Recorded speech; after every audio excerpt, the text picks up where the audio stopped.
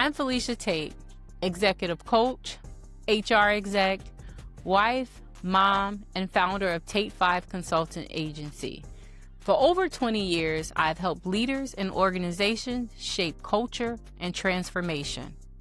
But let's be clear, this isn't just another leadership podcast.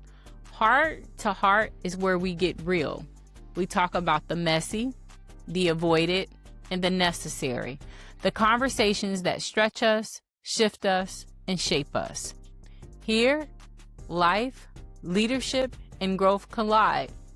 If there's one thing I've learned, the hardest conversations are often the ones that change everything. Until next time, keep learning, keep showing up fully you. Hey y'all, welcome to episode 3, Self-Awareness as a Superpower, Mindfulness in the Mirror. Self-awareness as a foundation of leadership and life alignment. So let me tell y'all, it took me some time really to stop ignoring the burnout that was sitting inside of myself. I didn't realize I had misalignment. Self-awareness really helped me recognize where I was ignoring the burnout, the internal grief of the pushing through, the constantly trying to show up when I was empty. And so it took me having a moment in my career where, one, I was not in a space that I was thriving. I was merely surviving in my role. I was struggling to really just see myself. And I had to learn that I can't lead well when I'm not leading myself properly. And what self-awareness really helped me recognize was that, hey, you're tired, you're pushing yourself. The capacity that I had was really not in line with the energy level I had. So what did I have to do? I took some time off. I had to pull back and really have some honest conversations with my therapist. Yes, a therapist. I'm heavy on the therapy. Now, I get it. A lot of people don't, prescribe to therapy or think that therapy is the thing that can help them. And this is what I'll tell you. I'm not here to tell you what you should do, but what I had to learn from myself, talk therapy specifically was helpful to me. It helped me really go back and heal some things from my childhood and really understand my come from. Also, along with my relationship with God, I believe in Jesus and therapy. And so taking that time to really look in the mirror, self-reflect, ask myself some of those hard questions along with my therapist, it really helped me to stop ignoring those inner signals that I was talking about and recognize I had some misalignment. I was doing the work. I had the titles. I was going, but I wasn't fulfilled. So it required me to really sit in some still moments, to be present with some hard things.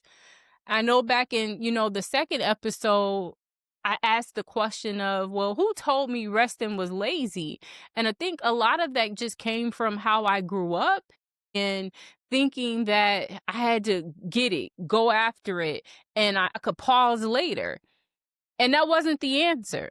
So having the opportunity to step away from that job, that title, the work, it allowed me to really do some self-reflection and realize I was misaligned. And what self-awareness does, it helps expose the gaps before the world does. Mindful leaders truly lead with presence and not perfection. It helped me realize I wasn't being present. I wasn't being mindful. I wasn't intentional because I was in a grind to get to the next level in my career, get to the next project. But again, having that time to step away, it made me realize, you know what? You really aren't self-aware. So where do I need to pivot, reassess some things, and take a different approach, if you will? One of the things also that it helped me with truly understanding that slowing down It's really a superpower. I know we're in this world that tells you hustle, go get it. You should be going faster. You should have done this. All the shoulda, wouldas you should be doing. But it also made me realize, well, who said these things? Am I living for myself? Am I living for my own goals? Or am I living outside of myself? What society is telling me.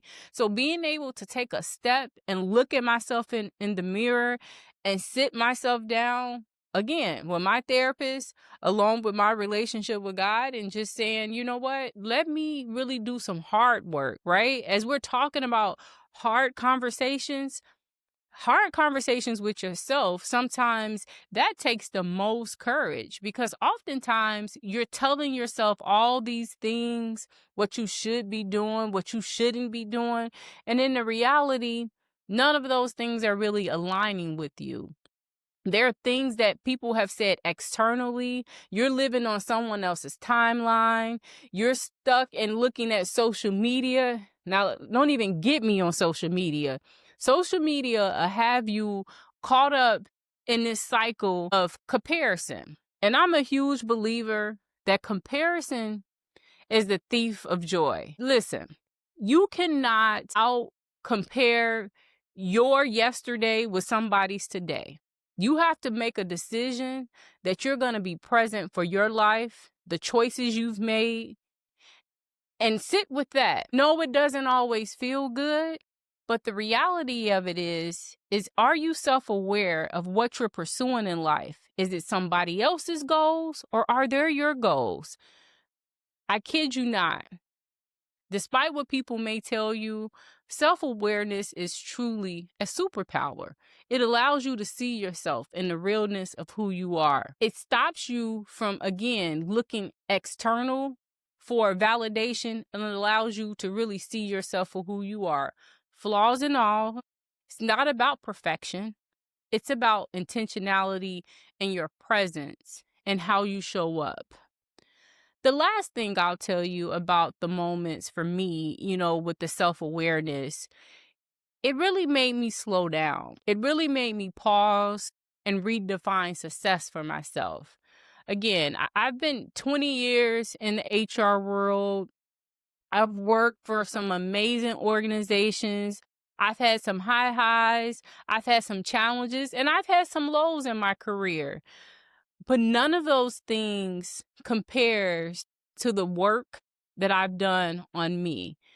I could not have been an impactful leader. I couldn't have achieved these goals without me truly having some self-soothing, if you will, or making myself pause and stop, without having reflection and really asking myself, what is my why? And so I want to encourage, any woman that's out here, you've been out here chasing it. You've been chasing the bag. You've been going after all the titles. You've worked at all the big places. You've done all the big things. I just want to remind you that who you are as a woman, as a leader, without the titles, with all the big, accolades behind your name, you're still enough. And I just really want to encourage you to take a moment and reflect and ask yourself, do I really know myself? Am I sitting with myself long enough to reflect? Is my life in alignment? Are you ignoring those inner signals that are telling you that's misalignment? And you know that feeling I'm talking about.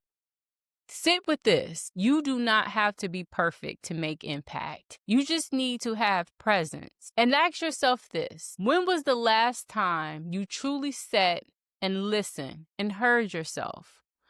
I would like for you to sit with yourself and practice some self-awareness this week and ask yourself a few questions. Who am I without that job? Who am I without that title? Who am I without those relationships? And begin answering, who am I when I'm sitting here by myself? Who am I when I don't like what I see? As we close, I want to remind you, be kind to yourself. Don't run from the hard conversations, run to them. This has been Heart to Heart with Felicia Tate, where leadership meets life, raw, real, and unapologetically human. Don't just listen. Take what you've learned and lead with it. See you in the next episode.